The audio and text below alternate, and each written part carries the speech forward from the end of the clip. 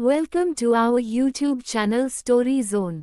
Guys, next episode के लिए like का टारगेट 200 है। जैसे ही 200 लाइक्स हो जाएंगे तुरंत अगला एपिसोड आ जाएगा। तो अगर आपको जल्दी से नेक्स्ट एपिसोड चाहिए तो वीडियो को अभी लाइक करो। एपिसोड 131।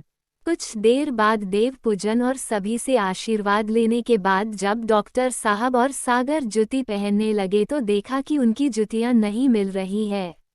मैंने कहा था ना तुमसे कि जुतियां संभाल कर रखना, तुम जानते भी हो आज इन जुतियों का कीमत लाखों की है। कपिल ने अपने हाथ कमर पर रखते हुए कहा। कपिल ने तुषार से कहा, ढूंढूं अब के साथ, और सभी जुती ढूंढ ही रहे थे कि धानी ने शरारती अंदाज में पूछा, आप कुछ खोज रहे हैं क्या लकी जी? कहीं आप लोग इसे तो नहीं ढूंढ रहे हैं ना? धानी ने जुतियां कपिल के सामने लहराते हुए कहा।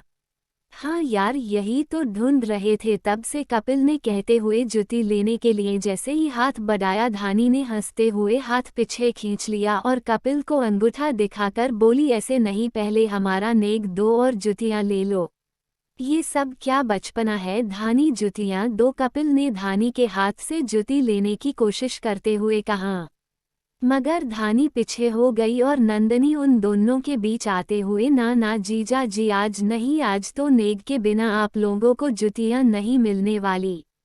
तो तुषार नंदिनी को नीचा दिखाने की गरज से बोल पड़ा। अच्छा तो क्या लोगी तुम? नेग में पैसे कितने दुन बोलो।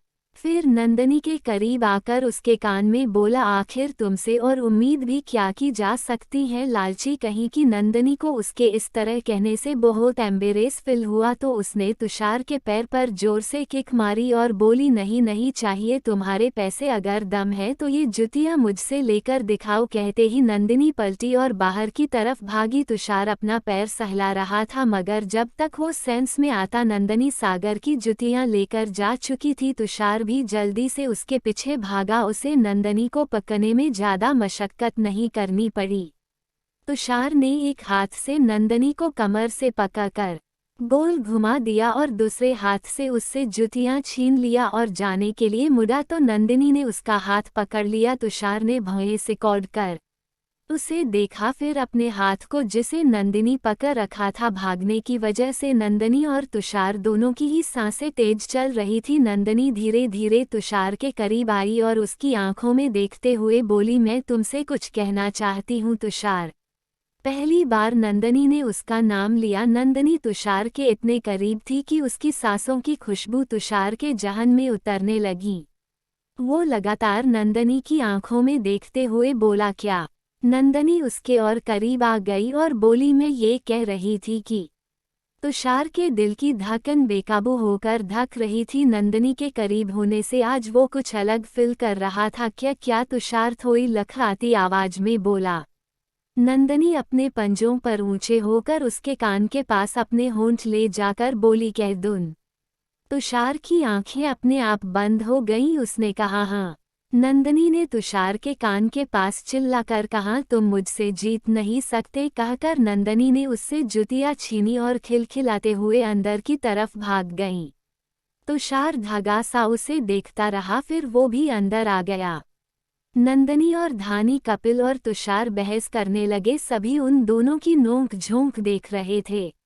इनफ गाइज, डॉक्टर साहब ने कहा तो सब लोग उनकी तरफ देखने लगे। कपिल ने आंखों ही आंखों में धानी को चेताया कि देखा, मेरी बात ना मानने का नतीजा।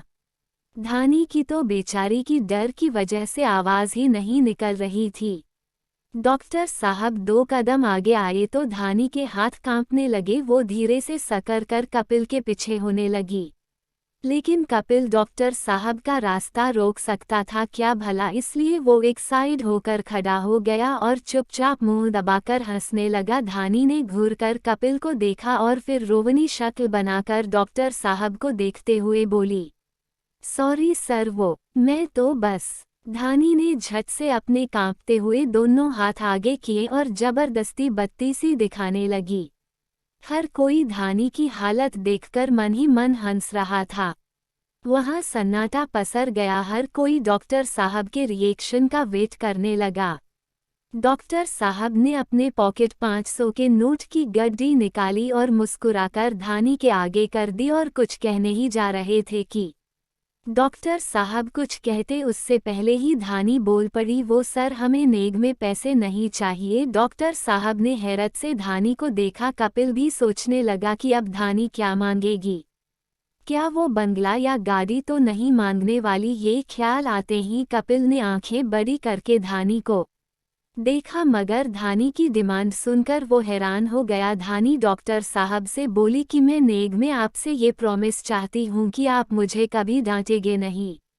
ओके प्रॉमिस, डॉक्टर साहब ने मुस्कुराकर धानी को जवाब दिया। हर कोई धानी को टुकटुकी लगाकर देखने लगा। तब धानी को ध्यान आया कि उसने क्या कहा, तो धानी ने अपने दांतों के बीच अपनी जीभ दबाकर कहा, वो मुझे कुछ काम है, मैं वो करके आती हूँ। कहकर धानी तुरंत गायब हो गई।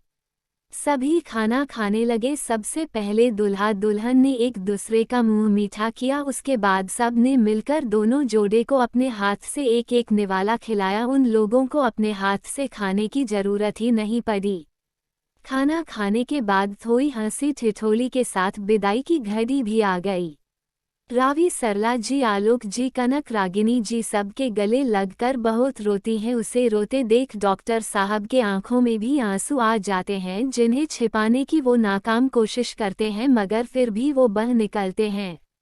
रावी बहुत रो रही थी, जिसको देखते हुए डॉक्टर साहब ने एपिसोड 132 रागिनी जी ने भी नम आंखों और भारी मन से कनक की विदाई की।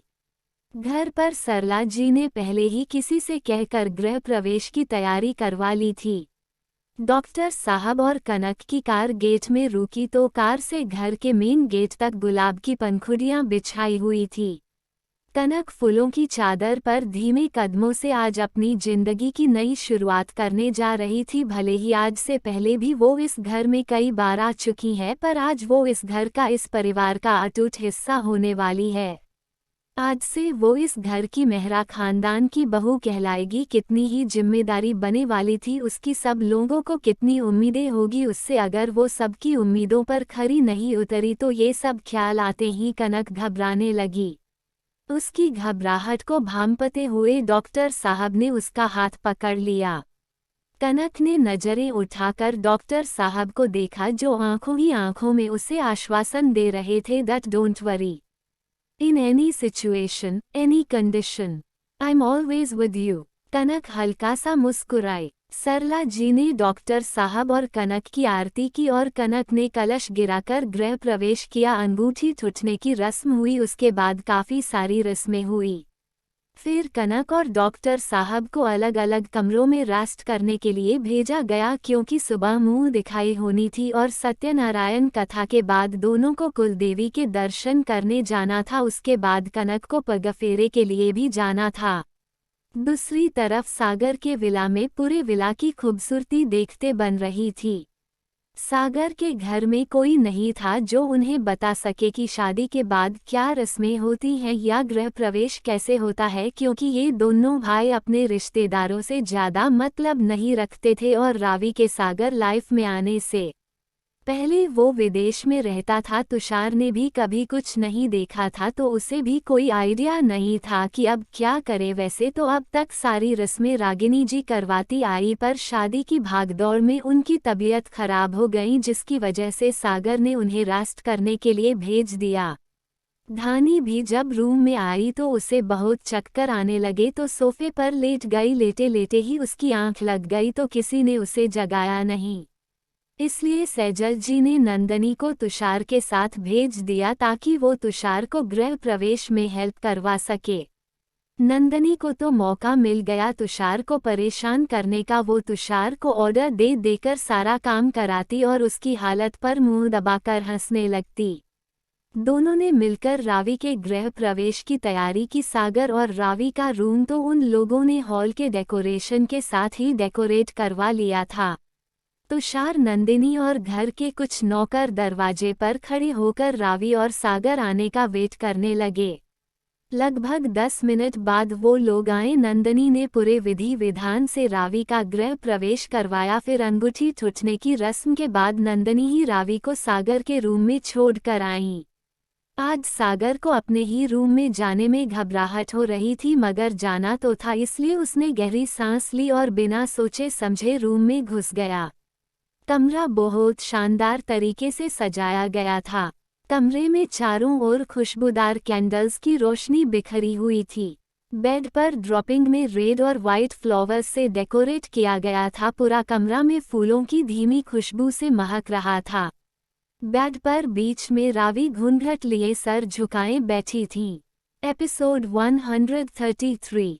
सागर कमरे में आकर गेट लॉक करता है, फिर रावी के पास बैठकर उससे कहता है, तुम्हें मेरे सामने घूंघट लेने की जरूरत नहीं है। हालांकि वो इतना नर्वस होता है कि उसको समझ ही नहीं आता कि वो क्या कहे। फिर कुछ याद आते ही वो अपनी पॉकेट से एक बॉक्स निकालकर रावी को देते हुए कहता है, ये तुम्हारे लिए। इस बार जब सागर ने रावी के तरफ देखा तो हंस दिया, क्योंकि मोहतरमा बया घुटनों पर सिर टिकाए सो रही थी। सागर अपनी जगह से उठकर रावी के सर से पल्लू हटाकर एक साइड करता है, फिर उसकी ज्वेलरी निकालकर उसे ठीक से सुलाकर उसके कपड़े चेंज करने के बाद वो रावी का फेस को टॉवल से क्लीन करता है, उसे हग करके लेट जाता है। रावी इतना ज्यादा गहरी नींद में थी कि उसको कुछ पता ही नहीं चला। कैंडल्स की लाइट से रावी का चेहरा चमक रहा था। सागर ने उसके माथे पर किस किया और उसके चेहरे को देखने लगा। आज वो बहुत खुश था रपुयाई, क्योंकि अब से रावी सिर्फ उसकी थी, जिसे वो हमेशा अपने पास रख सकता है। अब उसको उसके पास जाने के लिए, उससे प्यार करने के लिए किसी की परमिशन लेने की जरूरत नहीं थी। यही सब सोचते हुए सागर की नींद लग गई। वहीं तुषार अपने कमरे की बालकनी में खड़ा सिगरेट के छल्ले बनाकर उड़ा रहा था। एकाएक उसकी नज़र सामने गार्डन में हाथ हिला हिलाकर बातें कर रही नंदिनी पर पति है। नंदिनी किसी से बहुत हंस हंस कर बातें कर रही थी।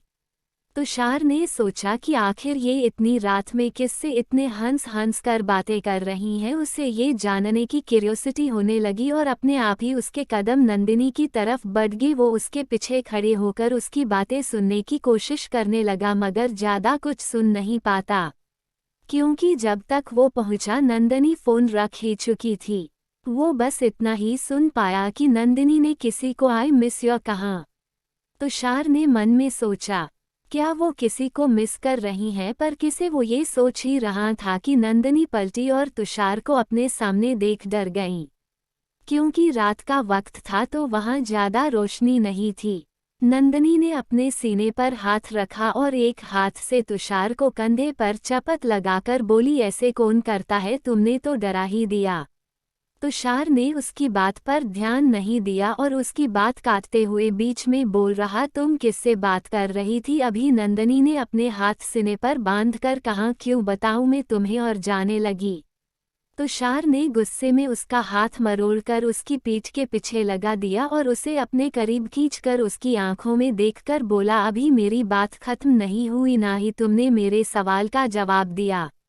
नंदिनी उसके इस तरह करने से हैरान थी। तुषार का चेहरा उसके इतने पास था कि उसकी सांसों से आती सिगरेट और माउथ फ्रेशनर की मिली जुली खुशबू को वो अच्छे से फील कर पा रही थी।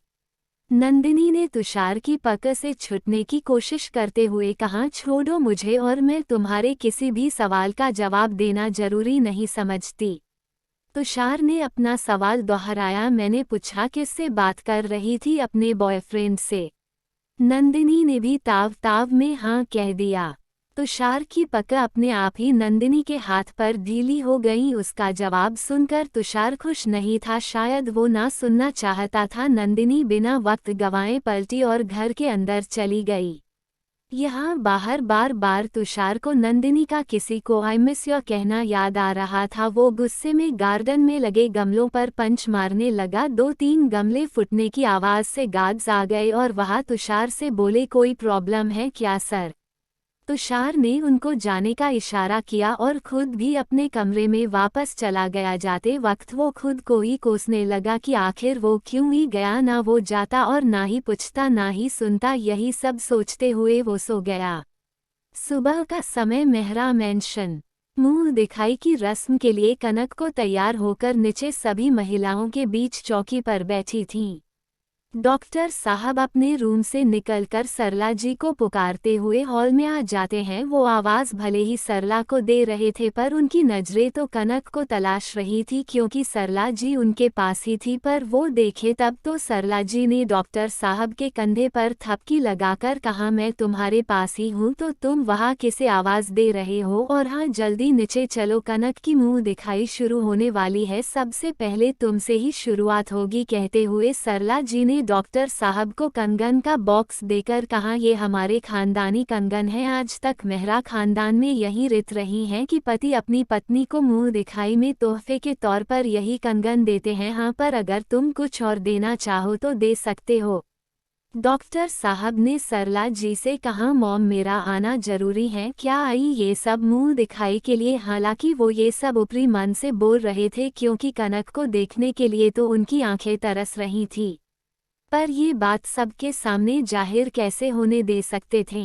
सरला जी ने डॉक्टर साहब की बात पर उन्हें ही निशाना बना लिया और बोली, ना, कोई जरूरी नहीं है, अगर तुम नहीं आना चाहते तो तुम पर कोई जोर जबरदस्ती नहीं है। सरला जी की बात सुनते ही डॉक्टर साहब की सिट्टी पिट्टी गुल हो गई। वो कुछ कहते उससे पहले ही सरला जी ने डॉक्टर साहब के हाथ से वो कंगन का बॉक्स लिया और जाने लगी। डॉक्टर साहब जल्दी से सरला जी के सामने आकर उनके हाथ से बॉक्स वापस लेकर बोले, वो मॉम ये भी तो एक रस्म है जो करना बहुत जरूरी है, तो मैं चलता हूँ ना। और डॉक्टर साहब ने बिना सरला जी की बात सुने सीधे हॉल में चले गए, जहाँ 3 लड़कियां जिनकी कद काठी हुबहू कनक से मिलती जुलती थी, लाइन से एक जैसे कपड़े पहने घूंघट लिए बैठी थीं। पड़ोस की एक आंटी जी ने डॉक्टर साहब से कहा कि वो उन तीनों में से अपनी कनक को पहचान कर उसका ही घूंघट उठाए, वरना पग फेरे के बाद कनक को 1 महीने तक अपने मायके में रहना होगा। मगर वो आंटी जी कहाँ जानती थी कि ये डॉक्टर साहब के लिए कनक को लाखों की भीड़ में भी खोजना कोई मुश्किल काम नहीं है। तो यहाँ तो इन मिन 3 है। डॉक्टर साहब आगे आए और घूंघट उठाकर जब कनक को देखते हैं तो बस देखते ही रह जाते हैं। पीली मरून बंधेज की साड़ी, मांग में सिंदूर, माथे पर छोटी सी बिंदी, आंखों में काजल और हमेशा की तरह झुकी हुई पलकें, होठों पर डार्क लिपस्टिक, गले में सोने का हार और उसके साथ मंगलसूत्र, लगभग टोटल कयामत। बेटा अब खुद ही निहारते रहोगे या हमें भी देखने दोगे? तोहफा दो और परे हटो, हम भी हैं लाइन में, आंटी जी बोली तो डॉक्टर साहब झेप गए और कनक होले से मुस्कुरा दी। उसके बाद सभी ने कनक को कुछ ना कुछ गिफ्ट दिए। कपिल ने दोनों को हनीमून के लिए मालदीव की टिकट दी, जिसके लिए उन्हें शाम को ही निकलना था। तो सरला जी ने जल्दी से बाकी की रस्म भी करवाए और मैं बाद उन्हें और उनके साथ कुछ और लेडीज को कुल देवी के मंदिर भेज दिया और खुद घर पर रुक गई, क्योंकि सत्यनारायण की कथा करवानी थी। रावी भी पगफेरे के लिए आने वाली थी और कथा के बाद कनक को भी पगफेरे के लिए भेजना था। सागर के विला में रावी की नींद में होती है, उसे अपने ऊपर कुछ भारी सा महसूस होता है। वो जब आंख खोलकर देखती है तो उसके सामने सागर का हैंडसम फेस होता है। रावी अधखुली आंखों से सागर को देखकर मुस्कुराई। सागर भी जागा हुआ ही था, इनफैक्ट वो बस रावी के जागने का वेट कर रहा था। जैसे ही रावी की आंखें खुली उसने झुककर उसके फोरहेड पर किस किया और गुड मॉर्निंग विश किया। एपिसोड 134। वही मेहरा मेंशन में कनक और डॉक्टर साहब कुल देवी के दर्शन करके आ चुके थे। अब तैयारी हो रही थी कनक के पग फेरे की। कनक अपने कमरे में साड़ी चेंज कर रही थी। वो मिरर के पास खड़ी ब्लाउज की डोरी बांध रही थी, मगर बहुत कोशिश के बाद भी वो डोरी नहीं बांध पाई। तो झुझलाकर में खुद से बोली, हम एक डोरी तक नहीं बांध पा रहे, और अपने बालों को समेटकर आगे करके दोबारा कोशिश करने लगी। अचानक कनक को अपने हाथों पर किसी और के हाथ महसूस हुए। कनक का दिल जोर से धड़कने लगा। इतना गुस्सा आप पर सूट नहीं करता धर्मपत्नी जी, डॉक्टर साहब ने कनक के हाथ हटाकर कुछ सेकंड में डोरी बांधकर कहा। तो क्या करें, हम तब से परेशान हो रहे हैं, नीचे सब हमारा वेट कर रहे होंगे और हम यहाँ ब्लाउज की डोरी में ही उलझे हुए हैं। सब लोग क्या सोच रहे होंगे हमारे बारे में, हमें कितना टाइम लगता है हमें तैयार होने में, अभी तक हमने साड़ी भी नहीं पहनी, रेडी भी नहीं हुए। कनक बड़बड़ाते हुए बहुत क्यूट लग रही थी। डॉक्टर साहब ने कनक के कंधे पकड़कर उसे अपने ओर घुमा लिया और उसके कमर के इर्द गिर्द अपनी बाहें लपेटकर हल्का मुस्कुराकर बोले, तुम्हें दुनिया जहान की चिंता है मगर अपने नए नए बने पति की तो तुम्हें जरा सी भी चिंता नहीं है। ये तो बहुत गलत बात है धर्मपत्नी जी। अच्छा, अब हमने क्या किया जो आप ये बेबुनियाद इल्जाम लगा रहे हैं हम पर? कनक ने अपना चेहरा ऊपर करके नासमझी में पूछा। डॉक्टर साहब शरारत से मुस्कुराए और कनक की आंखों में देखते हुए अपने चेहरा के उसके चेहरे के करीब ले जाने लगे। कनक ने भी अपनी आंखें बंद कर ली, मगर इससे पहले कि उनके लिप्स आपस में टच होते किसी ने गेट नॉक किया और बाहर से किसी लड़की की आवाज़ आई। भाभी आप रेडी हो गई क्या? नीचे सब आ चुके हैं, अगर आपको कोई हेल्प चाहिए तो आप मुझसे कह सकती हैं। कनक को ध्यान आया कि उसने अब तक साड़ी भी नहीं पहनी है। कनक ने जल्दी से डॉक्टर साहब को दूर किया और फटाफट बैग से साड़ी उठाकर पहनने लगी। डॉक्टर साहब ने घूरकर दरवाजे की तरफ देखकर अपनी आंखें छोटी की और मुंह बनाकर बाहर चले गए। कपिल का अपार्टमेंट। धानी सुबह सुबह कमरे में चहलकदमी कर रही थी। वो बेचैनी से रूम में इधर उधर टहल रही थी। सुबह का वक्त था तो कपिल जिम गया हुआ था। सागर का विला। सागर भी जागा हुआ ही था, इनफैक्ट वो बस रावी के जागने का वेट कर रहा था। जैसे ही रावी की आंखें खुली उसने झुककर उसके फोरहेड पर किस किया और गुड मॉर्निंग विश किया और वॉशरूम जाने के लिए उठ खड़ा हुआ।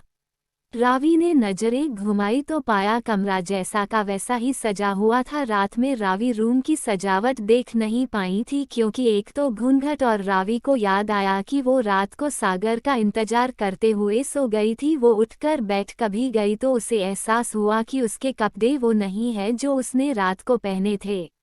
उसने इस समय नेट की शॉर्ट नाइटी पहनी हुई थी। ये सोचकर रावी को शर्म आ रही थी कि क्या उसके कपड़े सागर ने चेंज किए। रावी सागर को ही एकटक देखते हुए ये सब सोच रही थी। सागर पलटा तो रावी को खुद को देखते हुए देखा तो उसके सामने चुटकी बजाते हुए बोला, क्या हुआ, तुम मुझे ऐसे क्यों देख रही हो? रावी ने हाथ से सागर को अपने पास आने का इशारा किया। सागर रावी के बेड के पास आकर खड़ा हो गया। रावी अपने घुटनों को मोड़कर बेड पर ही खड़ी होकर सागर के गले लग जाती और रुआसी आवाज में बोली, तुम मुझसे गुस्सा तो नहीं हो ना? रावी ने मासूमियत से पूछा। पहले तो सागर को कुछ समझ नहीं आया तो उसने रावी की पीठ सहलाकर उसके बिखरे हुए बाल को ठीक करते हुए बोला, तुम्हें क्यों लगता है कि मैं तुमसे नाराज हूँ? क्योंकि कल हमारी सुहागरात थी और मैं सो गई। सागर ने प्यार से रावी के गाल पर किस किया और उसके गाल को सहलाकर बोला, ज्यादा मत सोचो, अब तुम मेरी वाइफ हो तो तुम मुझसे बच तो नहीं सकती, समझी? अब रेडी हो जाओ, हमें तुम्हारे पग फेरे की रस्म के लिए भी जाना है। वैसे कहो तो मैं तुम्हारी नहाने में हेल्प करवा सकता हूँ, सागर ने शरारती अंदाज में आंख मारकर कहा। रावी ने उसे खुद से दूर धकेल दिया और बोली, कोई जरूरत नहीं है। एपिसोड 135। कपिल का अपार्टमेंट। धानी सुबह सुबह कमरे में चहलकदमी कर रही थी। वो बेचैनी से रूम में इधर उधर टहल रही थी। सुबह का वक्त था तो कपिल जिम गया हुआ था। धानी बार बार घड़ी की तरफ ही देखे जा रही थी। लगभग 10 मिनट बाद रूम का गेट खुला और कपिल कुछ बड़बड़ाते हुए अंदर आया। पता नहीं ये बच्चे इतने इरिटेट क्यों करते हैं, ना जाने लोग बच्चे पैदा क्यों करते हैं, किस पर भड़क रहे हैं आप? क्या हुआ? कपिल को गुस्से में देखकर धानी ने पूछा। यार वो सजित है ना, सेकंड फ्लोर वाला। धानी ने बस हम किया तो कपिल आगे बोला, उसके बेटे ने मुझ पर सू कर दी। बताओ यार धानी, हम बच्चा प्लान नहीं करेंगे, बहुत परेशान करते हैं ये, कपिल ने अजीब सा मुंह बनाकर कहा। धानी ने कपिल का हाथ पकड़कर अपने पेट पर रखते हुए कहा, अब इस डिवीजन के लिए बहुत देर हो चुकी है। धानी धीरे से बुदबुदाई और गर्दन झुका ली। कपिल ने नासमझी से उसके चेहरे को देखा, फिर अपने हाथ को देखकर बोला, क्या पेट दर्द है? धानी ने कपिल को गुस्से से घूर कर देखा और बोली, उफ आई एम प्रेग्नेंट लकी जी। ये बताते समय धानी का चेहरा शर्म से बुरी तरह लाल हो गया और साथ ही उसके चेहरे पर बड़ी सी स्माइल थी। कपिल एक्सप्रेशन लेस धानी को देखने लगा। धानी को कपिल के रिएक्शन से लगा शायद वो अभी बेबी के लिए रेडी नहीं है, हो सकता है कि वो अभी बच्चा नहीं चाहता हो।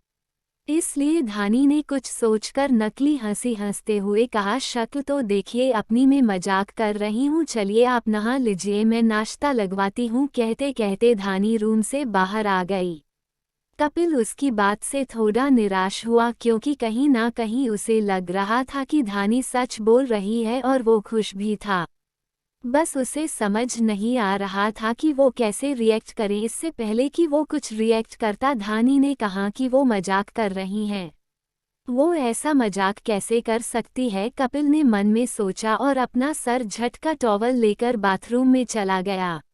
बाहर आते ही धानी मुंह पर हाथ रखकर रोने लगी। उसे समझ नहीं आ रहा था कि उसने झूठ बोल तो दिया, लेकिन अब वो क्या करे? क्या वो इस बच्चे को गिरा दे? नहीं, वो ये नहीं कर पाएगी। इसी उधेड़बुन में वो सीढ़ियां उतरने लगी। पता नहीं कैसे पर उसका पैर स्लिप हो गया और धानी लुकती हुई नीचे आ गई। सैजल जी जोर से चीखी। उनकी चीख सुनकर सुरेश जी कमरे से बाहर आ गए। कपिल अभी भी वॉशरूम था, उसने भी सैजल जी की आवाज़ सुन ली थी। उसने जल्दी से कपड़े पहने और बाहर आ गया और बाहर देखा कि धानी सीढ़ियों के नीचे बेहोश पड़ी हैं। ये देखकर उसका दिल धक्का से रह गया। सागर का विला रावी और सागर रेडी नीचे आए तो देखा कि नंदिनी ने सत्यनारायण की कथा की तैयारी कर रखी थी। तुषार रात में काफ़ी देरी से सोने की वजह से अभी तक जागा नहीं था। पंडित जी पूरे विधि विधान से सत्यनारायण की कथा करवाईं। नाश्ता करते वक्त नंदिनी ने रावी से कहा कि वो मेहरा मेंशन जाते वक्त उसे भी कपिल के अपार्टमेंट में ड्रॉप कर दे। सागर और रावी ने नंदिनी का बहुत शुक्रिया कि उसने उनकी बहुत हेल्प की, अगर वो नहीं होती तो वो लोग कैसे ये सब मैनेज करते। रावी और सागर ने अपनी तरफ से नंदिनी को गिफ्ट दिए। नंदिनी गेस्ट रूम से अपना सामान लेने चली गई, जो थोड़ा बहुत वो अपने साथ लाई थी। ठीक उसी समय तुषार की भी नींद खुली और वो अंगाई लेते हुए बाहर आया। उसने सागर और रावी को हॉल में देखकर पूछा, भाई भाभी आप दोनों कहीं जा रहे हो क्या? तुषार उबासी लेते हुए बोला, हाँ हम लोग मेहरा मेंशन जा रहे हैं, तुम्हारी भाभी के पग फेरे हैं और नंदिनी को भी डॉक्टर धानी के घर ड्रॉप करना है। क्या नंदिनी भी आप लोगों के साथ जा रही है? तुषार एकदम से बोल पड़ा। हाँ, कोई दिक्कत है क्या? सागर ने तुषार को देखकर पूछा।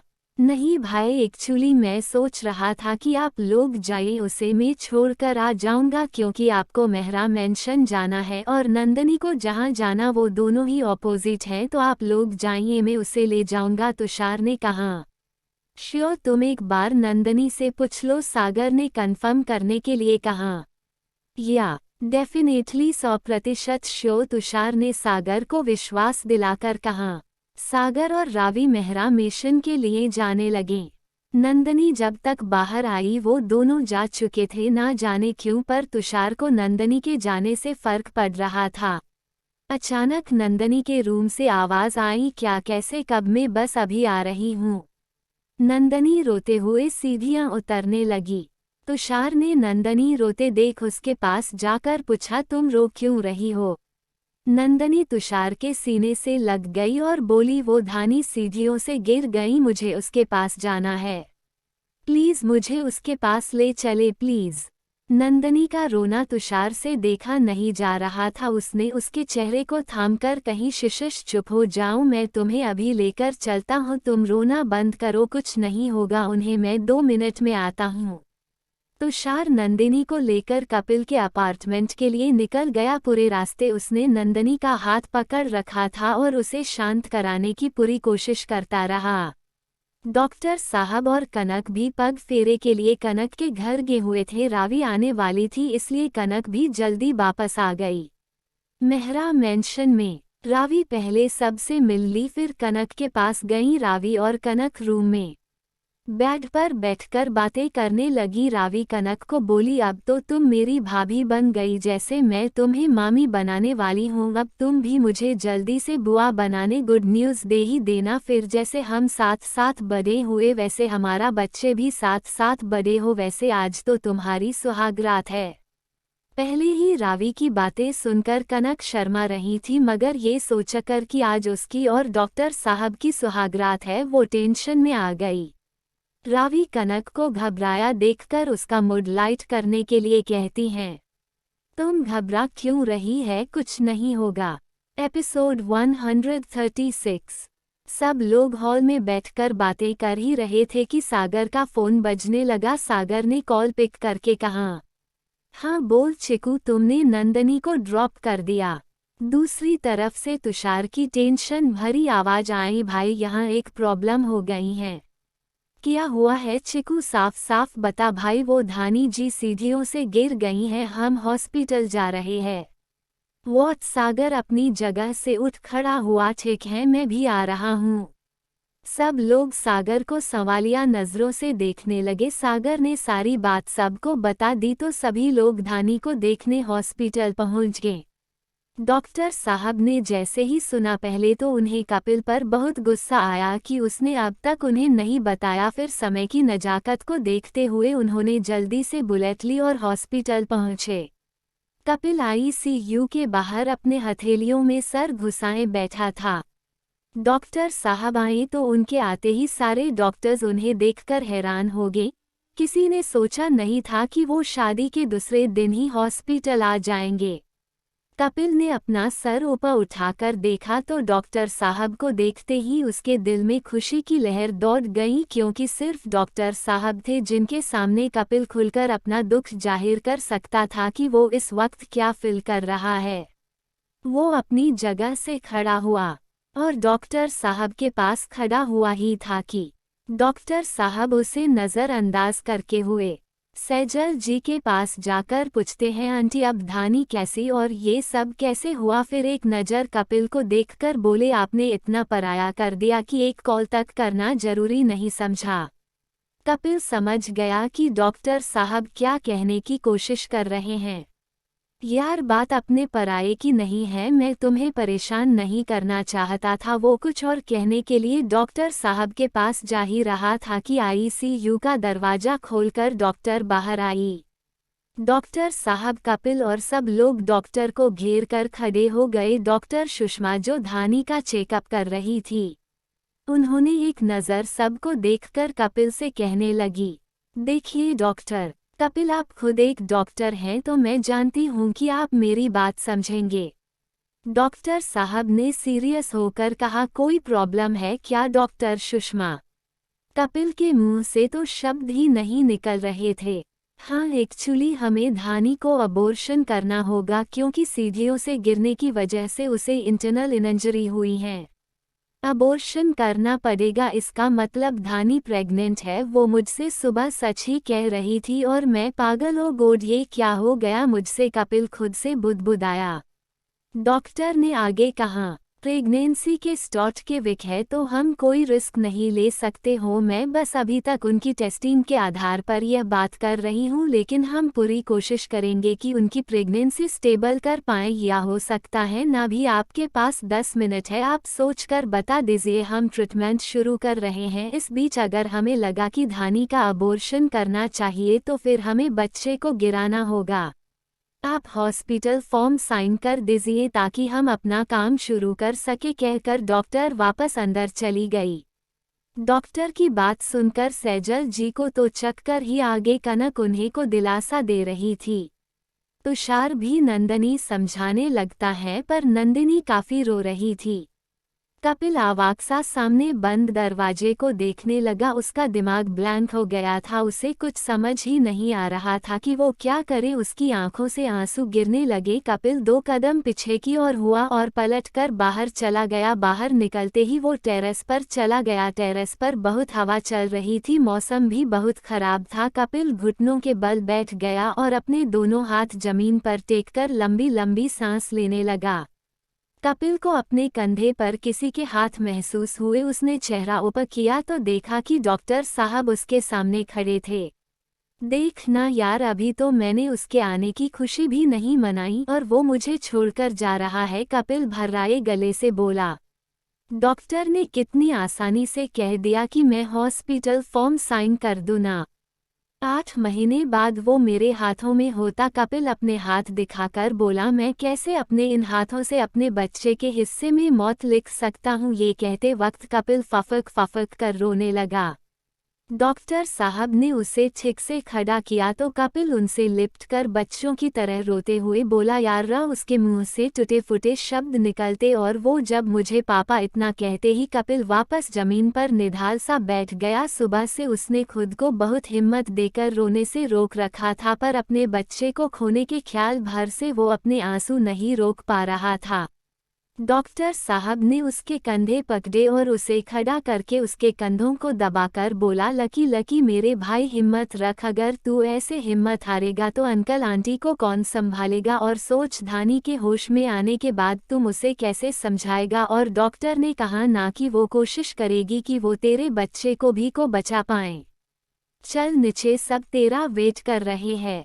डॉक्टर साहब के समझाने से कपिल ने खुद को संभाला और नीचे आकर सारी फॉर्मेलिटी पूरी की। तुषार पानी और जूस लेकर आया, क्योंकि सब लोग जब से हॉस्पिटल आए थे किसी ने एक बूंद पानी नहीं पिया था। तुषार ने बारी बारी से सबको जबरदस्ती जूस देते हुए पीने को कहा। सबने ले तो लिया मगर किसी ने पिया नहीं। कपिल की हालत देखकर रावी को बहुत बुरा लग रहा था, क्योंकि शुरुआत में वो भी सागर को उसके बेबी से दूर रखना चाहती थी। रावी ने सागर को देखा जो विंडो के पास खड़ा किसी फोन पर बात कर रहा था। रावी उसके पास गई और उसके कंधे पर सर रखकर बैठ गई। सागर भी रावी के सर पर हाथ रखकर उसके बालों को सहलाने लगा, साथ ही अपनी बात कंटिन्यू करता रहा। डॉक्टर साहब ने मौका पाते ही कनक से कहा कि वो कुछ खा ले, क्योंकि उसने सुबह से कुछ नहीं खाया था। तो कनक ने मन नहीं है कहकर बात टाल दी। एपिसोड 137। नंदनी का सर दर्द करने लगा था तो वो वॉशरूम में फेस वॉश करने गई। बाहर आकर वो दीवार से सर टिकाकर आंखें बंद करके खड़ी हो गई। तभी उसे किसी की आवाज़ आई, थोड़ा पानी पी लो। तुषार नंदिनी को पानी की बोतल देकर कहता है। मुझे नहीं पीना, नंदिनी ने जवाब दिया तो तुषार बोतल का ढक्कन खोलकर उसे पानी पिलाने लगता है। नंदिनी बोतल छीनकर डस्टबिन में फेंक देती है और तुषार को उंगली दिखाकर गुस्से में कहती है, मैंने कहा ना मुझे नहीं पीना, समझ नहीं आता क्या। एक बार में फिर चुटकी बजाते हुए बोली, हद में रहो अपनी, don't cross a limits, understand. दोबारा मुझ पर हक जताने की कोशिश भी मत करना, समझे? समझ जाओ वरना अच्छा नहीं होगा। नंदिनी ने अपनी बात खत्म की और आगे बढ़ गई। 1 मिनट ननंदू, don't call me Nandu, Nandini Tushar को घूर कर बोली। तुषार ने अपने दोनों हाथ अपनी पेंट के पॉकेट में डाले और नंदिनी के सामने खड़े होकर बोला, क्या कहा तुमने कि मैं समझ जाऊं और मैं हद में रहूं और तुम पर हक ना जताऊं? तो एक बात तुम भी समझ जाओ कि बात तो अब हद से बढ़ चुकी है, और रहा सवाल हक जताने का तो वो मैं जताऊंगा, क्योंकि तुम पर सिर्फ मेरा हक है, तुषार ने मुस्कुराकर कहा और नंदिनी का माथा चूम लिया। नंदिनी ने हैरानी से उसे देखा और एक जोरदार थप्पड़ मारकर कहा, बकवास बंद करो अपनी, और शायद इस थप्पड़ के बाद तुम दोबारा ये नहीं भूलोगे कि मैं तुम्हारी उन गर्लफ्रेंड की तरह नहीं हूँ जो तुम्हारे पैसे और लुक्स की दीवानी है। कहकर नंदिनी वापस आकर सबके पास खड़ी हो गई। तुम्हारी यही बात तो तुम्हें औरों से अलग बनाती है, और तुम्हारी इसी अदा पर तो ये दिल फिदा है कि तुम मेरे लुक्स और पैसे को नहीं मुझे अहमियत देती हो। तुषार ने अपना गाल सहलाकर मन में कहा, और वो भी कॉरिडोर में दीवार पर एक पैर टेक कर पॉकेट में हाथ डाले खड़ा रहा और एकटक नंदिनी को देखता रहा। नंदिनी उसे पूरी तरह से इग्नोर कर रही थी, क्योंकि उसे थोड़ा भी अंदाजा नहीं था कि तुषार ऐसा कुछ कहेगा, क्योंकि वो लोग तो दोस्त भी नहीं थी। लगभग 2 घंटे बाद आईसीयू का गेट खुला और डॉक्टर सुषमा बाहर आईं। सभी लोग उन्हें घेर कर खड़े हो गए, हर कोई उन्हें उम्मीद भरी नजरों से देखने लगे। बस कपिल था जो उन सब से दूर बेंच पर नजरें जमीन में गाड़े बैठा था। उसमें कुछ भी सुनने की हिम्मत नहीं थी। डॉक्टर सुषमा कपिल के सामने आकर खड़ी हुई और अपने दोनों हाथ अपने सीने पर बांधते हुए बोली, डॉक्टर कपिल जाइए और जाकर मिठाई लेकर आएं। सभी उनका चेहरा देखने लगे तो डॉक्टर सुषमा ने मुस्कुराकर कहा, अरे भाई, हमारे डॉक्टर कपिल पापा बनने वाले हैं तो मिठाई तो बनती है। और हाँ, आप ये मत सोचना कि आप सस्ते में निपट जाएंगे। डॉक्टर धानी के डिस्चार्ज के बाद हमें पार्टी भी चाहिए। कपिल ने खुश होके पूछा, इसका मतलब मेरा बेबी सेफ है? हाँ डॉक्टर सुषमा बोलिए ना, मेरा बेबी सेफ है ना। डॉक्टर सुषमा ने मुस्कुराकर हाँ में गर्दन हिला दी। कपिल खुशी से उछलकर डॉक्टर के गले लग गया। सभी के चेहरे पर मुस्कुराहट आ गई। ये न्यूज़ सुनकर सबने राहत की सांस ली। अब जाकर सुरेश जी ने ठाकुर साहब को कॉल करके ये गुड न्यूज़ दी और सारी बात बताई। ठाकुर साहब बहुत खुश थे और उन्होंने कहा कि वो जल्द ही धानी से मिलने आएंगे। कपिल ने डॉक्टर से धानी के बारे में पूछा और मिलने की परमिशन मांगी। डॉक्टर सुषमा ने बताया कि धानी ठीक है और बेबी भी, लेकिन एनेस्थेसिया की वजह से उसे होश नहीं आया है। थोड़ी देर में उसे वार्ड में शिफ्ट कर देंगे और उसे कुछ दिन हॉस्पिटल में और फिर घर पर 1 महीना कंप्लीट बेड रेस्ट करना होगा। हाँ, मैं उसका पूरा ध्यान रखूंगा। सब ने कपिल को बधाई दी और धानी के होश में आने का वेट करने लगे। जब धानी को होश आया तो खुद को हॉस्पिटल में देखकर वो घबरा गई। उसका सर बहुत भारी हो रहा था। उसे याद आया कि वो सीढ़ियों से गिर गई थी। उसने अपने पेट पर हाथ रखकर कहा, मेरा बच्चा। वहीं पास ही में एक नर्स खड़ी थी जो धानी की ड्रिप में इंजेक्शन डाल रही थी। उसने धानी को होश में आया देख खुशी से उससे बोली, मैम आपको होश आ गया, आपका बेबी ठीक है। मैं अभी डॉक्टर कपिल को बताती हूँ कि आपको होश आ गया, वो आपके लिए काफ़ी परेशान थे। नर्स ने बाहर आकर बताया कि धानी को होश आ गया है, मगर आप लोग एक एक करके उनसे मिल ले तो सभी उससे मिलकर उसे बधाई देते हैं। कपिल भी रूम में ही था मगर उसने अभी तक धानी से कुछ भी नहीं कहा। वो बस उसका हाथ पकड़कर बैठा रहा। सागर रावी को लेकर वापस विला के लिए निकला। उसने तुषार को भी साथ चलने को कहा तो तुषार बाद में आने का कहकर हॉस्पिटल में ही रुक गया। क्योंकि मौसम खराब था, बारिश भी हो रही थी तो सुरेश जी और सैजल जी को भी नंदनी ने घर भेज दिया और खुद हॉस्पिटल में ही रुक गईं। आलोक जी और सरला जी, रागिनी जी भी दादी जी को लेकर मेंशन चले गए। सरला जी ने कनक को साथ चलना का कहा तो कनक ने डॉक्टर साहब के साथ आने का कह दिया। दवाइयों के गहल के कारण धानी वापस नींद आ गई। कपिल ने उसे ठीक से उठाया और बाहर देखा तो डॉक्टर साहब, कनक, तुषार और नंदिनी बैठे थे। कपिल ने नंदिनी और तुषार से घर जाकर रेस्ट करने के लिए कहा तो उन दोनों ने मना कर दिया। कपिल ने नंदिनी को अपने केबिन में रेस्ट करने के लिए भेज दिया।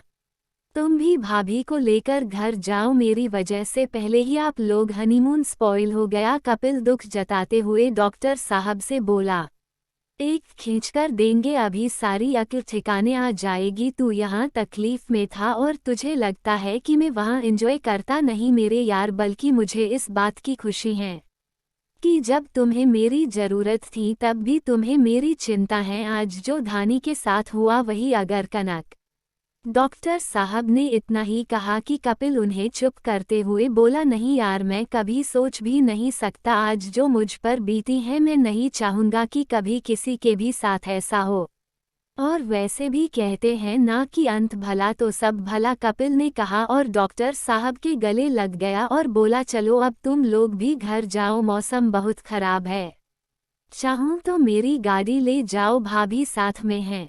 नहीं, उसकी ज़रूरत नहीं है, हम चले जाएंगे। डॉक्टर साहब ने कपिल की पीठ थपथपाकर कहा और ध्यान रखने का कह कनक को साथ लेकर हॉस्पिटल से निकल गए। एपिसोड 138। डॉक्टर साहब ने अपनी बुलेट ली। कनक और डॉक्टर साहब हॉस्पिटल से निकल गए। वो लोग जब हॉस्पिटल से निकले तब हल्की हल्की बारिश शुरू हो गई थी। धीरे धीरे बारिश तेज होने लगी। कुछ ही देर में मूसलाधार बरसात शुरू हो गई। कनक और डॉक्टर साहब पूरी तरह भीग चुके थे। कनक बुलेट पर पीछे से डॉक्टर साहब को कमर से कसकर पकड़े हुए थी। बारिश तेज होने के कारण कई सारे रास्ते बंद किए हुए थे, जिस वजह से उन लोगों को दूसरे रास्तों से होते हुए जाना पड़ रहा था, जो कि जंगल के बीच से होकर गुजरता था। अंधेरा भी बहुत हो चुका था और बारिश के कारण रास्ता भी साफ नहीं दिख रहा था। कनक को भी भीगने के कारण ठंड लगने लगी थी। डॉक्टर साहब ने कनक के कांपते हाथों को अपने एक हाथ से रब करके पूछा, कनक तुम ठीक हो? कनक बुरी तरह कांप रही थी, जिसके कारण उसकी आवाज भी नहीं निकल रही थी।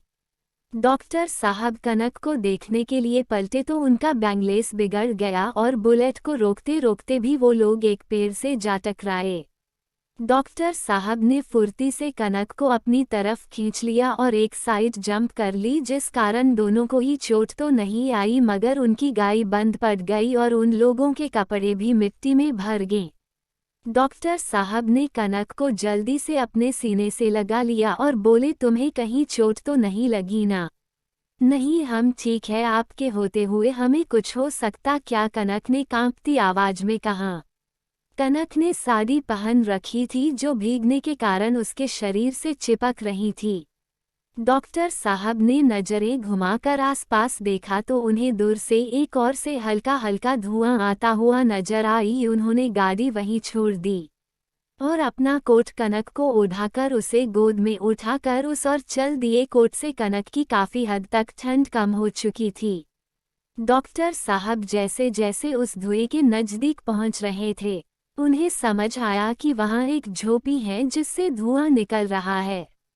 वो लोग उस झोपड़ी के पास गए तो वहां आग जली हुई थी और शराब की कुछ बोतलें पई हुई थी। टूटा फूटा सामान था, एक फटी हुई दरी पई हुई थी। ऐसा लग रहा था जैसे 1-2 घंटे पहले वहां कुछ लोग होंगे। हो सकता है बारिश तेज होने के कारण चले गए हो। फिर भी डॉक्टर साहब ने सोचा, हो सकता है शायद आसपास कोई होगा, तो उन्होंने 2-4 आवाजें लगाई जिससे शायद कोई हो तो आ जाए, मगर किसी की कोई आवाज नहीं आई। डॉक्टर साहब कनक को लेकर झोपड़ी के अंदर चले गए। उन्होंने कनक को आग के पास बैठाया और कुछ लकड़ियां और आग में डालकर वहीं कनक के साथ बैठ गए। कनक ने जैसे ही कोट निकला, डॉक्टर साहब ने देखा कि कनक के कपड़े पूरे कीचड़ में भर चुके हैं।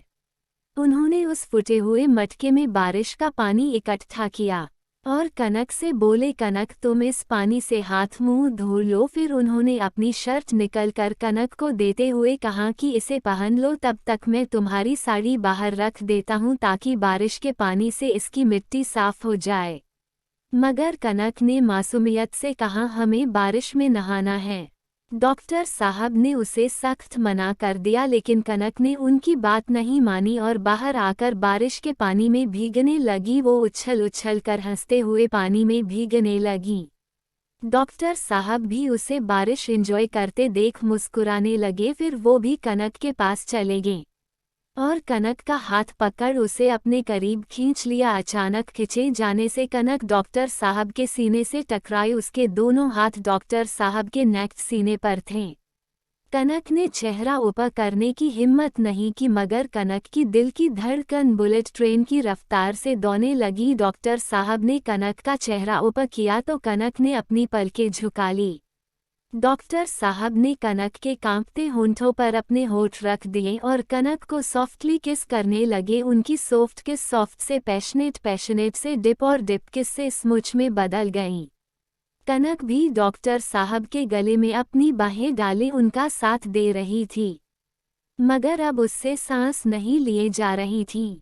डॉक्टर साहब को एहसास हुआ कि कनक को सांस लेने में दिक्कत हो रही है, इसलिए वो होले से कनक के होठों से अलग होकर एक पल रुककर उसका चेहरा देखा, जो बुरी तरह लाल हो गया था। बारिश की बूंदें उसके चेहरे पर पड़ रही थी। डॉक्टर साहब ने कनक को गोद में उठा लिया।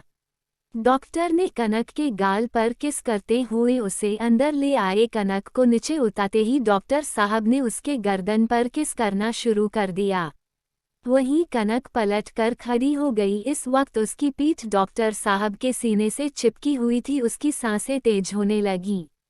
डॉक्टर साहब ने एक हाथ से कनक की साड़ी को पल्लू उसके कंधे से उतार दिया और उसके खुले पेट पर उंगलियां चलाते हुए उसे अपनी तरफ घुमा लिया और उसकी गर्दन पर किस कम बाइट करने लगा।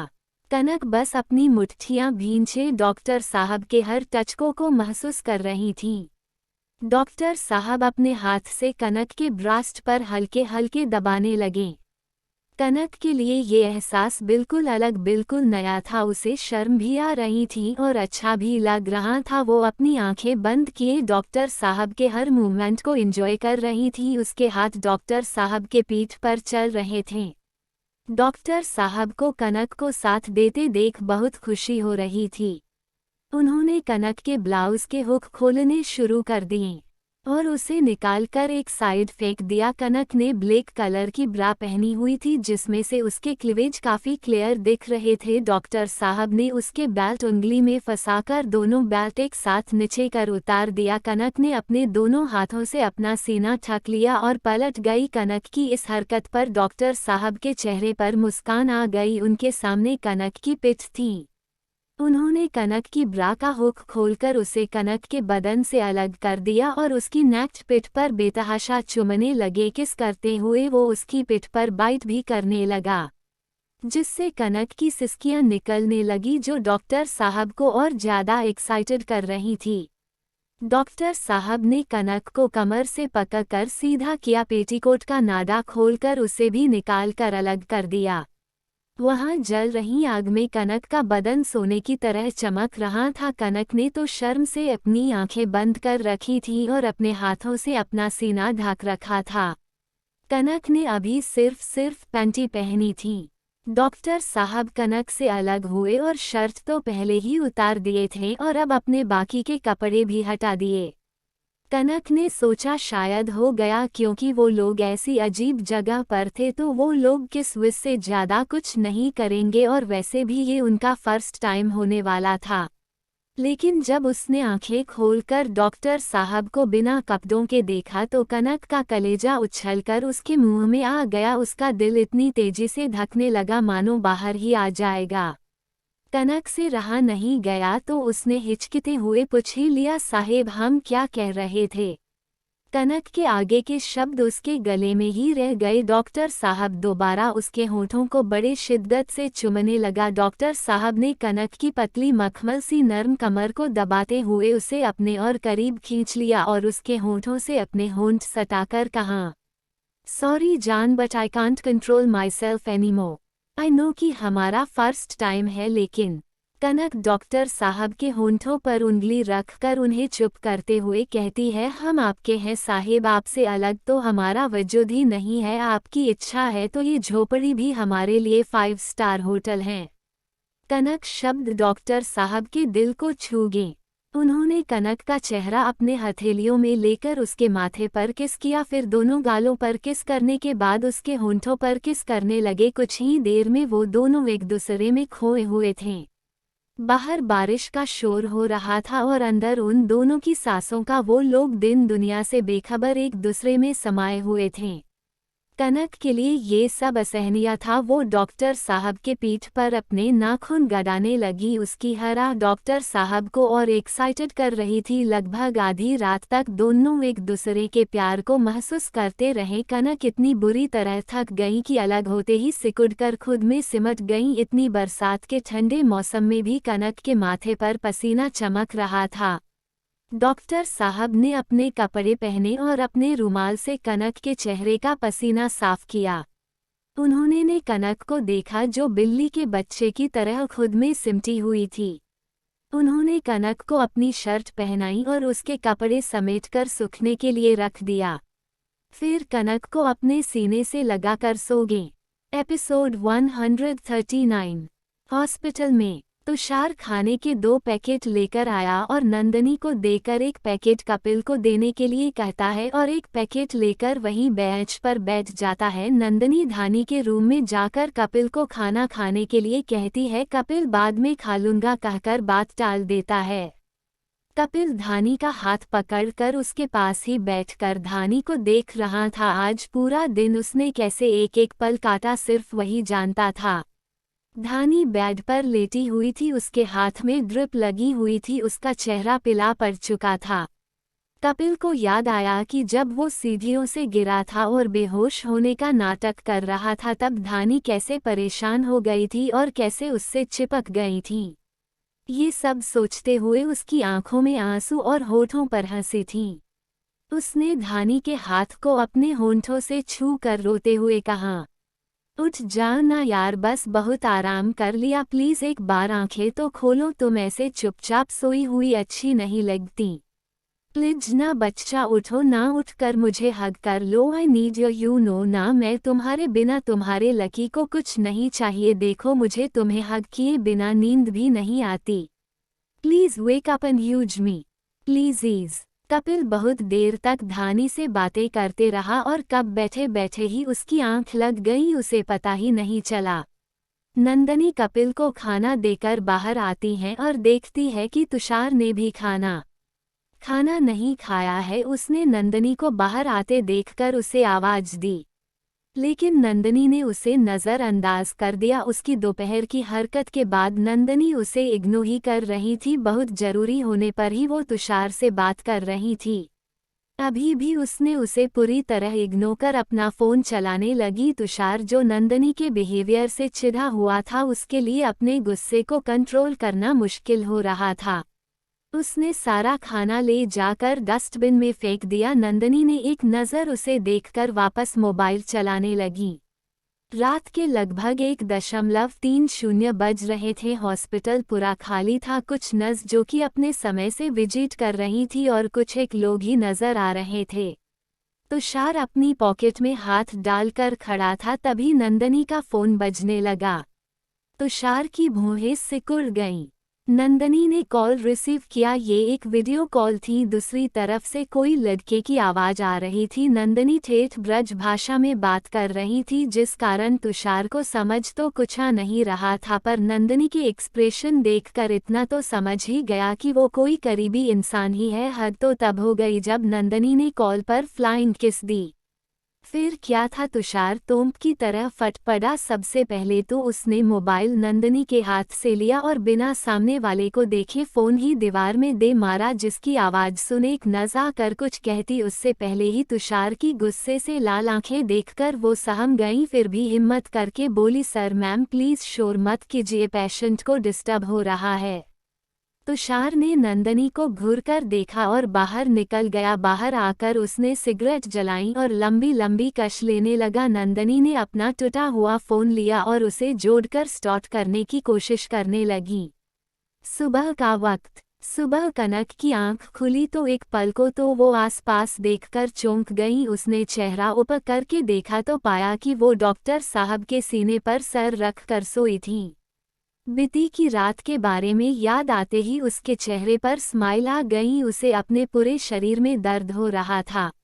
डॉक्टर साहब की नींद नहीं खुली थी। कनक धीरे से उठकर मटके के पानी से नहाकर अपने कपड़े पहन लेती है। कनक की नज़र डॉक्टर साहब की पीठ पर पती है, जिस पर उसके नाखूनों के निशान साफ दिख रहे थे। कनक को याद आया कि कल रात वो कितने पैशनेट थे। उसके पूरे शरीर में दर्द हो रहा था। एपिसोड 140। कनक ने डॉक्टर साहब के गाल पर बहुत हल्की किस की और उनके बालों में उंगलियां चलाते हुए डॉक्टर साहब से बोली, साहेब उठिए, घर नहीं चलना है क्या? डॉक्टर साहब कनक के गोद में सर रखकर उसकी कमर के चारों तरफ अपनी बाहों को लपेटकर बोले, इतनी क्या जल्दी है? मुझे पता है घर जाते ही तुम बिजी हो जाओगी और मुझे तुम्हारी एक झलक के लिए भी तरसना पड़ता है। यहाँ सिर्फ तुम और मैं हूँ, मेरा बस चले तो मैं हमेशा के लिए यही रह जाऊँ। कनक ने वैसे ही उंगलियां चलाते हुए कहा, तो हम भी तो आपको देखने के लिए तरसते हैं, हमें भी अच्छा नहीं लगता जब तक हम आपको देख नहीं लेते। मगर सुनिए ना, हमें ना घर जाना है, प्लीज चलिए, अभी बारिश भी नहीं हो रही है। जय ओके जान, अब तुम इतने प्यार से बोल रही हो तो चलते हैं। फिर दोनों उस जंगल से बाहर आ जाते हैं। डॉक्टर साहब गाय को ठीक करते हैं और दोनों घर आ जाते हैं। बुलेट की आवाज़ सुनकर सरला जी तुरंत गेट खोलती है और डॉक्टर साहब और कनक को देखकर सबसे पहले तो कनक को गले लगा लेती है, फिर डॉक्टर साहब को डांटते हुए कहती हैं, सौरभ तुम बहुत केयरलेस इंसान हो, जानते थे कनक साथ में है तो समय पर घर आ जाना चाहिए था। और ऊपर से फोन भी बंद कर रखा है, हम सब कितना परेशान हो रहे थे। फिर कनक से बोली, कनक बेटा तुम ठीक हो जाओ, नहा कर आ जाओ और कुछ मीठा बनाकर पहली रसोई पूज लो। डॉक्टर साहब बोले, मॉम, लेकिन उनकी बात बीच में काटकर कनक ने डॉक्टर साहब को कुछ ना बताने का इशारा किया और सरला जी से बोली, माँ हम बस 10 मिनट में आते हैं। सरला जी ने कनक का माथा चूम कर कहा, ठीक है बेटा। कनक अपने रूम की तरफ जाने लगी। सरला जी को उसकी चाल कुछ अलग सी लग रही थी। सरला जी थी भी अनुभवी इंसान, वो तुरंत समझ गईं। उन्होंने मुस्कुराकर कनक को आवाज लगाई, कनक बेटा 1 मिनट रुको बेटा, ऐसा करो तुमने रात भर से रेस्ट नहीं किया होगा तो एक काम करो, तुम कमरे में जाकर आराम करो, मैं तुम्हारे लिए दूध और नाश्ता भिजवा देती हूँ, तुम नाश्ता करके आराम करो। क्या हुआ माँ, आप नाराज है हमसे? अभी तो आपने कहा रसोई पूजन करना है, फिर मना क्यों कर रहे हैं? कनक ने दबे स्वर में कहा। नहीं रे पगली, तुम इतनी प्यारी हो कि मैं कभी तुमसे नाराज नहीं हो सकती। सरला जी कनक का गाल झुकर बोली, बस ऐसे ही आराम करो और कुछ चाहिए होगा तो मुझे आवाज दे देना, अब जाओ। ठीक है माँ, आप कह रहे हैं तो मान रहे हैं। कनक अपने कमरे में बेड पर बैठे बैठे बड़बड़ाने लगी, आपको क्या लगता है साहिब, माँ ने हमें नीचे आने से मना क्यों किया होगा? सच में वह हमसे नाराज तो नहीं है ना कि हम उन्हें बिना बताए रात भर घर नहीं आए? बोलिए ना साहिब, चुपचाप क्यों बैठे हैं? कनक खोए हुए बोली। डॉक्टर साहब जो कि जिम जाने के लिए रेडी हो रहे थे, अपने शूज की लेस बांधते हुए बोले, तुम बहुत सोच रही हो कनक, ऐसी कोई बात नहीं है। माँ ने कहा ना कि वो ना क्यों तुमसे नाराज नहीं है, तू नहीं समझी और ज्यादा टेंशन ले मत। डॉक्टर साहब तब से कनक की एक ही बात सुन सुनकर चिढ़कर बोले। और माँ ने कहा ना कि तुम रात भर सोई नहीं हो तो अभी आराम कर लो, तो चुपचाप सो जाओ, थोड़ी देर आराम कर लो नाश्ता करके। ठीक है सो जाएंगे, आप चिल्ला क्यों रहे हम पर? एक तो माँ ने में रसोई पूजन करने से मना कर दिया, ऊपर से आप हम पर चिल्ला रहे हैं। कनक रुआसी होकर बोली। उसकी आंखों में नमी देखकर डॉक्टर साहब उठे और उसे अपने गले से लगाकर बोले, ऐसी बात नहीं है जान। फिर उसका हाथ पकड़कर उसे मिरर के सामने लेकर आए, उसके गले का रेड पर्पल निशान दिखाते हुए बोले, हो सकता है माँ ने की देख लिया और उन्हें समझ आया कि उनकी बहू और बेटा रात को सुहागरात मना कर आए हैं, इसलिए उन्होंने तुम्हें रेस्ट करने के लिए कहा होगा। कनक ने शर्मा कर अपना चेहरा डॉक्टर साहब के सीने में छुपा लिया। दूसरी तरफ हॉस्पिटल में सुबह धानी को होश आया। उसने अपने बेड पर सिर टिकाए सोए कपिल को देखकर उसके गाल सहलाने लगी। कपिल झटके से उठकर बैठ गया और धानी को होश आया देखकर उसका हाथ अपने हाथ में लेकर बोला, अब कैसा लग रहा है, कैसा फील कर रही हो? धानी ने पलकें झपका कर कहा, मैं ठीक हूँ, मगर आप अपने आप को देखिए, क्या हालत बना रखी है, अपनी आंखें कितनी सूज गई हैं और आपने खाना क्यों नहीं खाया? धानी ने टेबल पर रखे खाने के पैकेट को दिखाकर पूछा। सब तुम्हारी वजह से है, लिटरली धानी, अगर तुम्हें या हमारे बच्चे को कुछ हो जाता तो मैं जी। उसका गला भर आया था, इतने में ही वो आगे कुछ कह ही नहीं पाया। नंदनी का फोन तोड़ने के बाद से ही तुषार हॉस्पिटल के बाहर था।